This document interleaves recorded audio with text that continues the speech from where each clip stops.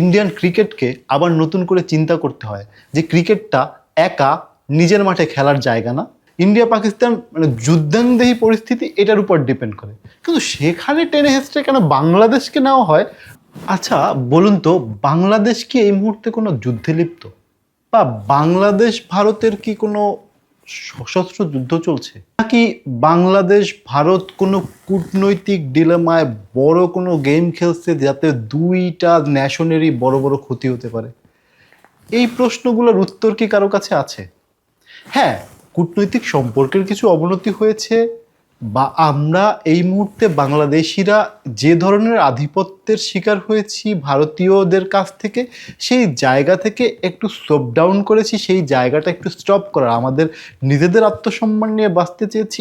এটা তো কোনো দোষের কিছু নাই, কিন্তু ক্রিকেট সত্তার ক্ষেত্রে যে তাদের যে ওই মোটিভ বা তাদের যে ওই একটা সিনিয়ররা একটা জিনিস করলে সেটা ভুল ভ্রান্তি না, সেটা প্রশংসার জায়গা না, সেটা দেশি মানুষ পছন্দ করে, সেটা দিয়ে ইন্টারন্যাশনালি দেশের ভাবমূর্তি বৃদ্ধি পেল, সেই সব দেখার বিষয় নাই।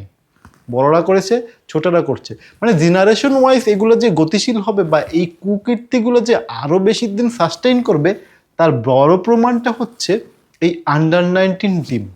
ইন্ডিয়ার আন্ডার-19 টিমের সাথে বাংলাদেশ টিমের খেলা, টসে ওই হ্যান্ডশেক কাণ্ড নিয়ে আবার সেই দোদুল্যমান অবস্থা। আরে ক্রিকেটের একটা চিরচরিত নিয়ম, ইটস এ ক্রিকেটীয় সংস্কৃতি, একটা জেন্টেলম্যান গেমকে কীভাবে রিপ্রেজেন্ট করতে হয় এটা কি ইন্ডিয়ান ক্রিকেট বোর্ড জানে না? এই ধরনের নির্দেশনা কিভাবে একটা আন্ডার-19 আনম্যাচুরড একটা প্লেয়ারের মধ্যে এই জিনিসটা যদি গড়ে ওঠে, তাহলে ক্রিকেটীয় ভবিষ্যৎ কোথায়? আরে ভাই, আমরা যখন ছোট ছিলাম তখন তো ইন্টারন্যাশনাল ক্রিকেটীয় যে সৌন্দর্য বা শোভা, সেটা মাঠের মধ্যে স্লেজিং ছিল।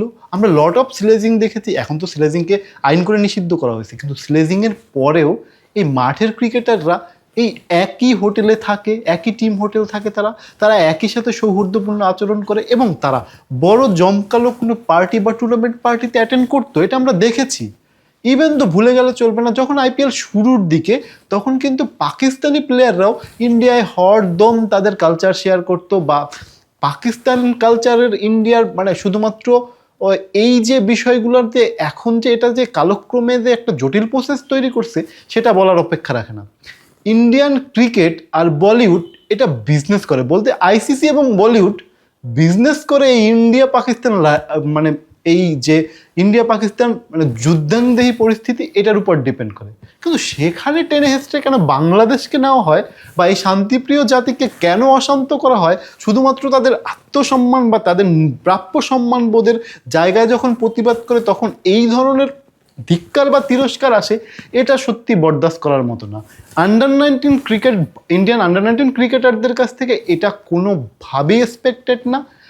হোপফুলি ক্রিকেটের দর্শক বা ক্রিকেট বিশ্লেষক বা যারা বাইরের দেশে থার্ড ওয়ার্ল্ডের, ফার্স্ট ওয়ার্ল্ডের যারা ক্রিকেট খেলে বা ফার্স্ট ওয়ার্ল্ডের যারা ক্রিকেট বোদ্ধা বা ফার্স্ট ওয়ার্ল্ডের যারা ক্রিকেট জার্নালিস্ট, তারা খুব একটা ভালোভাবে এটা নিচ্ছে বলে মনে হয় না। ইন্ডিয়ান ক্রিকেটকে আবার নতুন করে চিন্তা করতে হয় যে ক্রিকেটটা একা নিজের মাঠে খেলার জায়গা না। ক্রিকেটটা সমষ্টিগত জাতি এবং বিশ্বের, এটা গ্লোবাল ওয়ার্ল্ডকে রিপ্রেজেন্ট করে। সেই গেমটাকে এইভাবে কলুষিত করা শুধুমাত্র পুঁজিবাদী নিজেদের আধিপত্য প্রদর্শন, নিজেদের ন্যাশনালিটিকে এইভাবে গৌরবান্বিত করার মতো এইটা কোনো গৌরবের বিষয় না। মানুষকে মানুষ হিসেবে সম্মান দিতে হবে, ক্রিকেটারকে ক্রিকেটার হিসেবে সম্মান দিতে হবে।